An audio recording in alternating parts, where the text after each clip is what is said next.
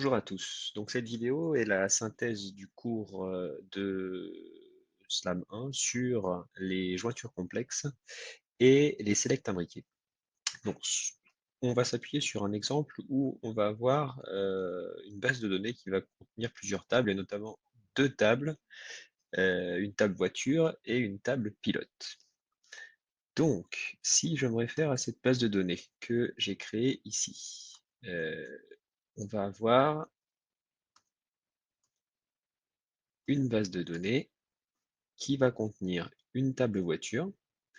Dans cette table voiture, je vais avoir l'ID d'une voiture et le modèle de voiture que je viens stocker dans cette table voiture. Ensuite, j'ai une table pilote qui va contenir l'ID du pilote, son nom, son prénom, et la voiture qui va être une clé étrangère qui fait référence à l'ID de la voiture dans la table voiture. Comme ça permet d'associer un pilote à une voiture. Donc là, on a deux tables qui seront en relation les unes aux autres. Donc la table pilote qui contiendra le champ voiture, et le champ voiture, c'est l'ID qui va faire référence au champ ID car de la table voiture. J'aurais aussi, pour illustrer les jointures complexes, mais aussi les selects imbriqués, une table course où on va référencer l'ID d'une course, son nom, sa date, et une autre table dans laquelle on vient associer l'ID de la course et le pilote qui participe pour savoir quel pilote participe à quelle course. Considérant que dans cette table participation course, le champ course et le champ pilote sont deux clés étrangères qui font référence pour course à la table course et à l'ID de la course, et pour pilote à la table pilote et à l'ID du pilote. Et enfin, la clé primaire de cette table sera une clé primaire composée des deux clés étrangères course et pilote. Donc partant de là, on vient insérer un ensemble de données pour faire vivre cette base de données. Donc là, on va commencer par exécuter toute la partie insertion de données, création du schéma, insertion de données. Une fois que c'est chose faite, on peut déjà regarder le contenu de la table voiture en faisant un simple select étoile from voiture. Et là, on peut voir que j'ai toutes mes voitures de renseigner dans cette table voiture avec un ID et un modèle. Et j'ai aussi, dans ma table pilote, un ensemble de pilotes avec des noms, des prénoms et des voitures. Alors, certains pilotes, on peut le voir ici, n'ont pas de voiture. C'est ce qui peut être intéressant, c'est qu'on a des pilotes sans voiture. Donc dans un premier temps, on peut voir déjà qu'on voudrait afficher l'ensemble du contenu des tables voiture et pilote avec une jointure simple telle qu'on a pu le voir précédemment avec un simple join. Donc si on fait un select étoile from voiture, join la table pilote, on la clé primaire de la table voiture est égale à la clé étrangère de la table pilote. Donc je vous rappelle, la clé voiture, c'est une clé étrangère qui fait référence à la clé primaire dans la table voiture. Si j'exécute cette requête, je vais avoir, avec cette jointure, l'ensemble des voitures qui ont pour pilote les pilotes de la table pilote. Donc si on regarde ici, on voit bien que dans cette partie nom pilote, prénom pilote, voiture, j'ai bien mon pilote 1, Favre Félix Sylvain, qui pilote la voiture 6. Et cette voiture 6, c'est exactement celle qui est sur la même ligne, puisque j'ai fait une jointure pour pour voiture égale ID car dans la table voiture. J'ai sur cette même ligne l'ensemble des informations du pilote Sylvain Fabre-Félix qui pilote la voiture 6, qui est une Tesla Model X, etc. pour les autres pilotes qui pilotent des voitures. Donc cette jointure, c'est ce qu'on appelle un inner join. C'est-à-dire que cette jointure-là, je pourrais remplacer le join par inner join. Cette jointure me permet d'afficher l'ensemble des pilotes et les voitures qu'ils pilotent. C'est-à-dire que les pilotes qui n'ont pas de voiture n'apparaissent pas dans cette transaction. Si je m'en réfère à ces deux tables, j'ai bien toutes mes voitures ici, j'ai bien tous mes pilotes ici, Sylvain, Paul, Johan, Cédric et les différents modèles de voitures. Et en fait, si on fait bien le lien, on a vu que certains pilotes n'ont pas de voiture, donc Cédric et Sébastien. Si on retourne dans la table pilote, on voit ici que Cédric et Sébastien ont une valeur nulle pour la voiture. Ils n'ont pas de voiture associée, alors que les trois autres pilotes ont pour chacun des voitures associées, Johan à la Ferrari, Paul à la Renault et Sylvain à la Tesla. Et il y a d'autres voitures par contre dans la table voiture qui n'ont aucun pilote associé. Donc on voit donc que quand on fait faire un inner join, on vient afficher l'ensemble des pilotes qui ont une voiture. Donc uniquement cette partie-là, cette intersection entre les deux tables qui contient les pilotes et les voitures qui leur sont associées. Maintenant, si je veux pouvoir afficher les pilotes, donc là je vais faire un left join qui va me permettre d'afficher la liste des pilotes, non, des voitures, pardon. Donc là, c'est un select où je vais afficher le nom du pilote, le prénom du pilote, le modèle de voiture de la table voiture. C'est-à-dire que moi, je viens afficher cette table voiture qui est à gauche et je vais faire un left join sur la table pilote qui est à droite. Sur la même égalité, c'est-à-dire ma clé primaire est égale à ma clé étrangère dans l'autre table, ce left join, ça va me permettre d'afficher toutes les informations qui sont dans la table voiture, même si une voiture n'est pas associée à un pilote.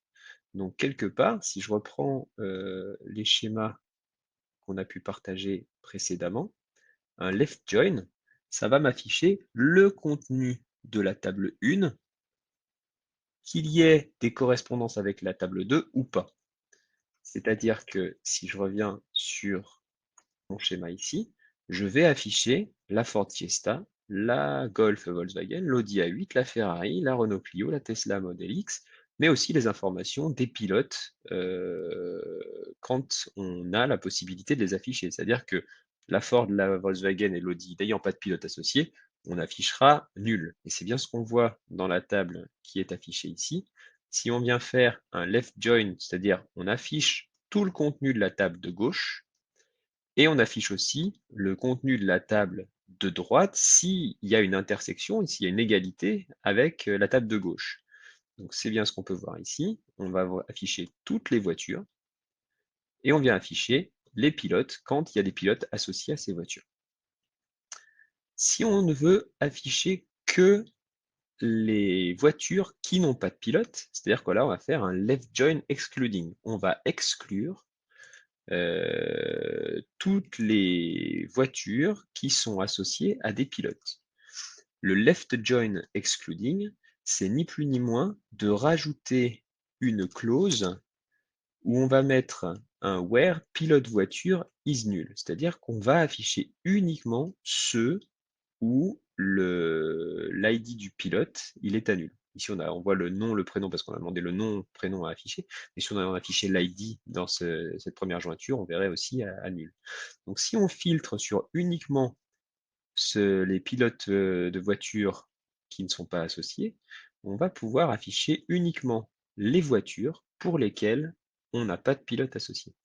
C'est le left join excluding qu'on a vu précédemment ici. C'est-à-dire qu'on ne va afficher que le contenu de la table 1 qui n'a pas d'intersection avec la table 2.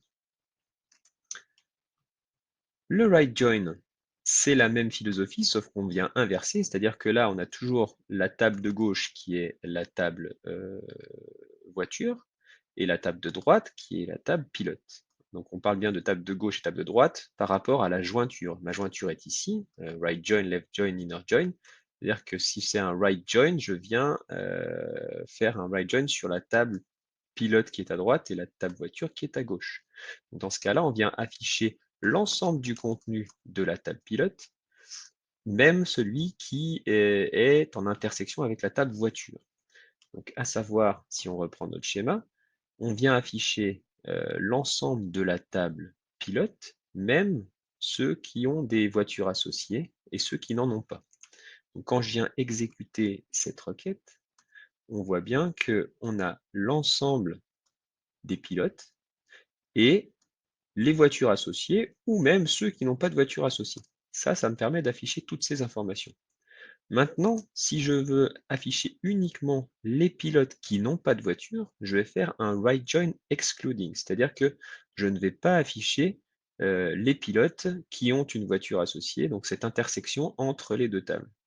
Dans ce cas-là, le right join excluding, c'est la même chose que le left join excluding, c'est-à-dire que là, je vais ajouter une clause where l'ID, la clé primaire de ma table qui est à gauche est nulle. Dans ce cas-là, je ne vais afficher que les pilotes qui n'ont pas de voiture. Le full join, alors le full join, c'est une transaction qui existe en SQL dans la norme ISO SQL, mais MySQL ne l'implémentant pas, on peut faire que full join, c'est un left join associé à un right join excluding. C'est-à-dire que on vient très exactement faire en sorte qu'on vient faire ce left join, c'est-à-dire l'ensemble de la table 1 avec une intersection avec la table 2 ou pas, et un right join excluding. Si on fait ça plus ça, on a un full join. En faisant ça, il faut donc exécuter notre left join tel qu'on l'a vu, donc le select, nom de pilote, prénom de pilote, la voiture, le modèle de voiture, de la table voiture left join, la table pilote, et on vient utiliser la clause union en ajoutant l'autre select qui est le select right join excluding. Donc je prends ce premier left join, celui-là, je viens faire un union sur le right join excluding, et ceci me permet d'afficher l'ensemble des deux tables. Et là, j'ai vraiment le nom du pilote, le prénom du pilote, la voiture, même la voiture, les voitures qui n'ont pas de pilote, et aussi les pilotes qui n'ont pas de voiture. Là, j'ai vraiment affiché les informations des deux tables, quelle que soit leur liaison ou pas, si elles en ont ou pas. Voilà, donc ça c'est l'ensemble des jointures qu'on peut voir en SQL, à savoir le left join, le right join, le full join qu'il va falloir exécuter en associant des left join et des right join dans MySQL. Le plus utilisé restant le inner join, mais ne pas oublier qu'en fonction de l'information qu'on voudra afficher, il faut penser au fait que certaines tables, même si elles sont liées, certaines entrées ne sont pas liées à l'autre table. Donc pour afficher les données souhaitées, il va falloir penser à effectuer des jointures gauche, jointures droite, left join, right join, voire même d'exclure les enregistrements qui sont en intersection entre les deux tables en faisant des left join excluding ou right join excluding. Maintenant, si on continue cette synthèse avec le select imbriqué, on va voir ici, moi je propose d'afficher la liste des noms et des prénoms des pilotes qui participent aux courses prévues avant le 1er mai 2020. Alors une première méthode serait d'utiliser des jointures, c'est-à-dire que, alors je vais enlever mon distinct ici, si je fais un select, le nom du pilote, le prénom du pilote from la table pilote, je fais une jointure, donc un inner join sur la table participation course. Ça me permet d'associer, de faire une jointure entre la table pilote et cette table participation course où je référence quel pilote participe à quelle course. Je viens faire une jointure aussi sur la table course qui me permet ensuite de venir filtrer les courses qui sont prévues avant le 1er mai 2020. Si j'exécute cette requête, avec le jeu des jointures, ici, je vais avoir l'ensemble des pilotes qui vont participer à ces courses, à cette course du moins. Si je fais par exemple les courses qui sont prévues avant le 1er juillet par exemple, là je viens exécuter ça. Donc si j'avais fait avant le 1er mai, on peut regarder que ce que j'avais inséré, mais avant le 1er mai, il n'y avait qu'une seule course qui était celle-là. Donc 4 pilotes d'inscrits tels que c'était référencé dans cette table ici. Voilà, j'avais 4 pilotes d'inscrits pour cette course. Maintenant, si je fais la liste des courses qui sont avant le 1er juillet, je vais voir qu'avec le jeu des jointures, je vais avoir plusieurs fois les mêmes pilotes qui sont inscrits, puisque par exemple, mon pilote Paul Gavant, il est inscrit sur la course 1, sur la course 2 et sur la course 3. Voilà, donc il va apparaître 3 fois. D'où le besoin, éventuellement, si on va avoir juste une liste de pilotes, d'ajouter le mot-clé distinct pour venir filtrer et n'avoir que la liste des pilotes, enfin que les pilotes apparaissant une seule fois dans cette liste. Ça, c'est une première méthode avec jointure pour faire apparaître cette information. Une deuxième méthode peut s'appuyer sur l'utilisation de select imbriqué. C'est-à-dire qu'on va utiliser le select comme une possibilité de créer une table temporaire pour s'appuyer dessus pour venir filtrer ensuite. Je m'explique. Si je prends, déjà, je veux afficher la liste des ID de pilotes de cette table participation course qui vont participer aux courses qui ont lieu avant le 1er mai 2005. Je vais faire un select p.pilote de ma table participation course dont je donne une abréviation avec la lettre P. Donc, je prends l'ID des pilotes dans cette table participation course. Je fais une jointure avec la table course pour récupérer la date de la course. Et ça me permet d'afficher la liste des pilotes qui vont participer aux courses qui ont lieu avant telle date. Une fois que j'ai cette liste de pilotes, je peux faire réutiliser cette table-là qui m'est fournie quelque part avec cette colonne pilote et je vais pouvoir faire un nouveau select dans lequel je vais imbriquer ce select précédent que j'ai fait. C'est-à-dire que je vais afficher le nom des pilotes que je trouve dans ma table pilote, le prénom des pilotes que je trouve dans ma table pilote, de ma table pilote, ou l'ID du pilote, cet ID du pilote, moi je veux qu'il soit listé dans ce résultat de select. C'est-à-dire que si mon ID de pilote, il apparaît bien dans les courses, dans la participation des courses qui ont lieu avant le 1er mai, alors je vais afficher le nom, le prénom de ces pilotes-là. C'est pour ça que je peux imbriquer le select, c'est-à-dire que je vais mettre dans ma clause where, je vais tester que l'ID du pilote soit bien dans une liste, donc en utilisant la clause in. In, généralement, on vient mettre une liste in 1,2,3,6. Est-ce que ce chiffre-là, l'ID du pilote, est bien dans cette liste-là? Plutôt que de mettre une liste d'entiers, je vais utiliser l'imbrication du select qui va me générer cette liste et on vient justement tester que l'ID du pilote est bien dans cette liste-là. Donc, je viens tester que l'ID de mon pilote a bien participé à ces courses qui ont eu lieu avant le 1er mai. Dans ce cas-là, si j'exécute ce select, je vais avoir la liste de mes pilotes qui ont participé à ces courses qui ont eu lieu avant le 1er mai.